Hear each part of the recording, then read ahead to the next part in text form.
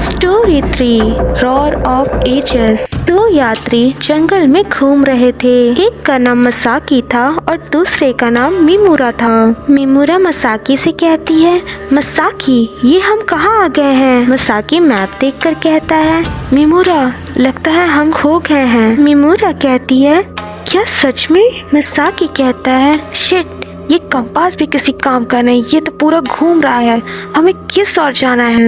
मिमुरा अपने फोन को देखकर कहती है, ये सब क्या हो रहा है? यहाँ मेरा फोन भी काम नहीं कर रहा। तभी मसाकी को कुछ सुनाई देता है। अरे झरने का आवाज सुनाई दे रहा है, लेकिन ये आ कहाँ से रहा है? चलो चेक करते हैं। जब उन लोग चेक करने जाते हैं तब वे लोग देखकर घबरा जाते हैं। बहुत से लोग नदी में डूब रहे थे। नदी उन्हें घर के साथ बहा कर ले जा रही थी। वे लोग मदद के लिए पुकार रहे थे। मसाकी कहता है, कितनी अजीब बात है, यहाँ कोई मदद के लिए भी नहीं है, इनकी हेल्प कैसे करें?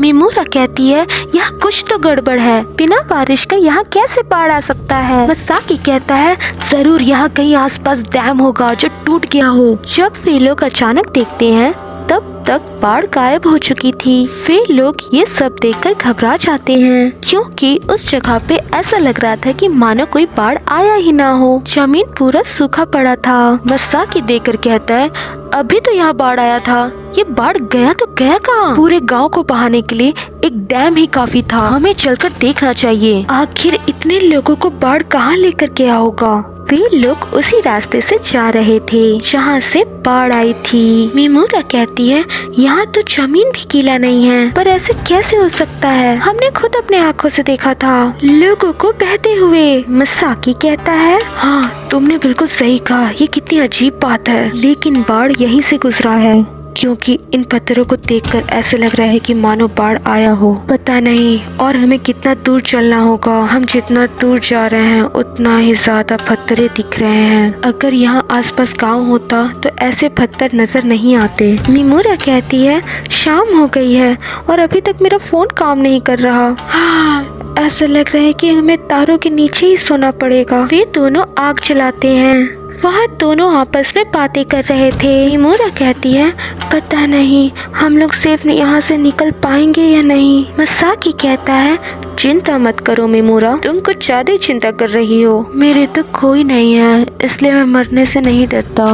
मिमुरा कहती है, तुम ऐसे क्यों कह रहे हो? तुम्हारे तो रिश्तेदार है ना? मसाकी कहता है, हाँ जब मैं छोटा था तब वे लोग गुजर गए और मैं अनाथों के जैसे जीने लगा। मिमुरा कहती है, तुम्हारे पेरेंट्स के साथ क्या हुआ? मसाकी कहता है, मुझे नहीं पता, मेरे भाई ने मुझे उसके बारे में बताया नहीं। मुझे अच्छे से याद है जब मैं अपने आंटी और अंकल के पास था तब मैं बहुत ज्यादा रोता था। मुझे नहाना बिल्कुल पसंद नहीं था, मैं पानी से बहुत ज्यादा डरता था और जब मैंने यह बाढ़ को देखा तब मैं डर के मारे कांपने लगा। मिमुरा कहती है, हाँ मैं भी बहुत ज्यादा डर गई थी। सुबह होने पर वे लोग वहाँ से निकल पड़ते हैं। उन्हें बहुत ज्यादा अजीब लग रहा था, क्योंकि वहाँ के सारे घास एक ही डायरेक्शन में झुके हुए थे। वे लोग चलते चलते थक जाते हैं और वहाँ कुछ टाइम रुक जाते हैं। तभी उन्हें कुछ सुनाई देता है। वे लोग यहाँ वहाँ देखने लगते हैं। मिमुरा कहती है, ये तो वही आवाज है। मसाकी कहता है, ये आवाज तो बढ़ते जा रही है, ये आ कहाँ से रही है? तभी उनके सामने से बाढ़ उनकी ओर आने लगती है। मसाकी चिल्लाते हुए कहता है, बाढ़, यहाँ से भागो। तभी वे लोग खुद को बचाने के लिए पत्थरों को पकड़ लेते हैं। कई लोगों को बाढ़ उन्हीं के सामने बहाकर ले जाती है। बहुत लोग मदद के लिए पुकार रहे थे। मसाकी कहता है, ऐसे कैसे हो सकता है, ये तो दूसरे गाँव के लोग हैं। मिमुरा कहती है, मसाकी ये लड़की को मैंने कहीं देखा है, आखिर यहाँ हो क्या रहा है? ये बाढ़ कल से आ रहा है। मिमुरा अपना कैमरा निकालकर शूट करने लगती है। उस बाढ़ में लोग डूब जाते हैं। बाढ़ धीरे धीरे चला जाता है और जमीन फिर से सूख जाती है। मिमुरा जब अपना वीडियो देखने के लिए कैमरा खोलती है तब आवाज के अलावा उस कैमरा में कुछ भी रिकॉर्ड नहीं हुआ था। फिर वे लोग अपना मार्ग पकड़कर आगे निकल जाते हैं। उसके बाद उन्हें एक घर दिखाई देता है। वे दोनों उस घर में जाने लगते हैं। तभी उन्हें एक आदमी छत पर नजर आता है जो हुक्का फूंक रहा था। मसाकी उससे पूछता है, क्या आपने यहाँ बाढ़ आते हुए देखा था? हमने यहाँ दो बार बाढ़ को आते हुए देखा है। उस बाढ़ में वही लोग थे जो पहले बाढ़ में बह गए थे।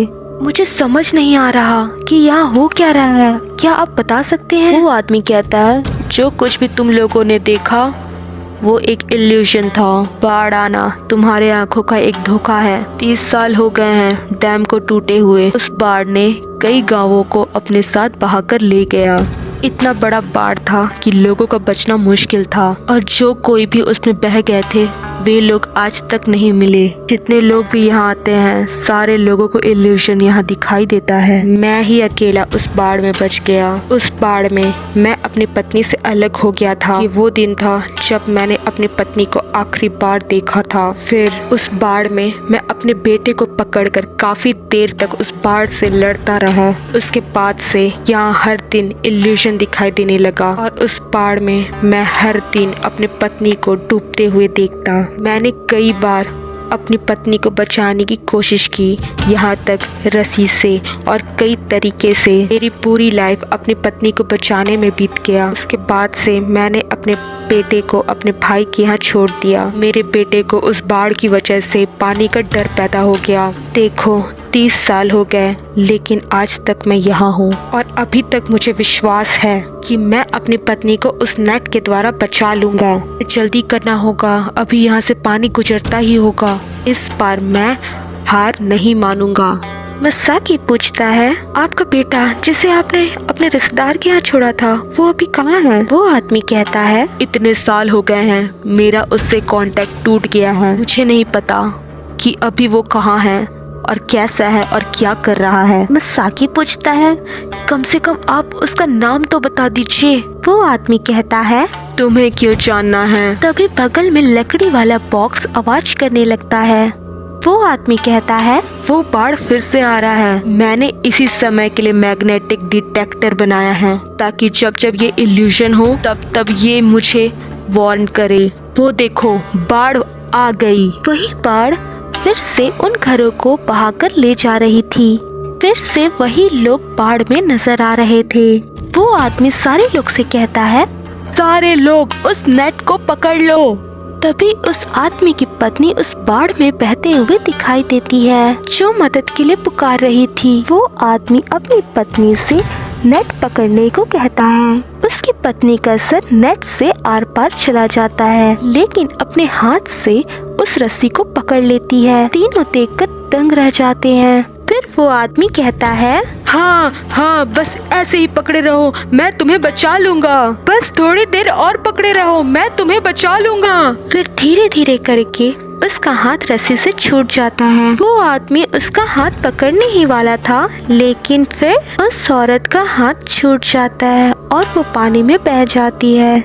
वो आदमी अपनी पत्नी को बचा नहीं पाता और अपनी पत्नी को बचाने के लिए पानी में कूद जाता है, और बचाने के लिए तैरते तैरते उसके पीछे चला जाता है। तैरते तैरते अपनी पत्नी को बचाने के लिए पकड़ तो लेता है, लेकिन वे दोनों पानी में डूब जाते हैं। धीरे धीरे बाढ़ का पानी चला जाता है और जमीन सूख जाती है। मिमुरा और मसाकी दोनों देखकर चकित रह जाते हैं। मिमुरा कहती है, इतना जल्दी बाढ़ का पानी कैसे सूख सकता है? मसाकी कहता है, वो इल्यूजन को पकड़ने के लिए इतना दिन से कोशिश कर रहे थे, और आखिरी में वो भी उन्हीं के साथ डूब गए। लेकिन मुझे विश्वास नहीं हो रहा ये इल्यूजन है या फिर हकीकत में ये हो रहा है। लेकिन मुझे ऐसा क्यों लग रहा है कि ये दोनों मेरे माता पिता थे, और अब मैं उनके बारे में कुछ नहीं जान पाऊंगा। इसके बाद वे दोनों अपने रास्ते की ओर निकल जाते हैं। कहानी यही समाप्त होती है। अगर आपको ये वीडियो पसंद आई हो तो चैनल को सब्सक्राइब करें, लाइक करें, कमेंट करें और शेयर करना ना भूलें। फिर मिलते हैं, तब तक के लिए bye. Thanks for watching video.